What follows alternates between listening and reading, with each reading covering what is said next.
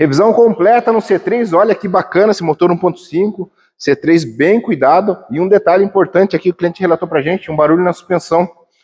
Então olha só, a gente removeu já as buchas das bandejas, olha como é que tava. Toda trincada, ruim, olha só. Então tá aqui, o relatório tá aqui, a gente vai fazer a revisão completa por ele. E a parte da suspensão, que era mais importante, que ela tava reclamando muito, era as buchas da bandeja. Então se o seu Peugeot tá batendo, fazendo barulho na suspensão, pode ser a bucha da bandeja, tá?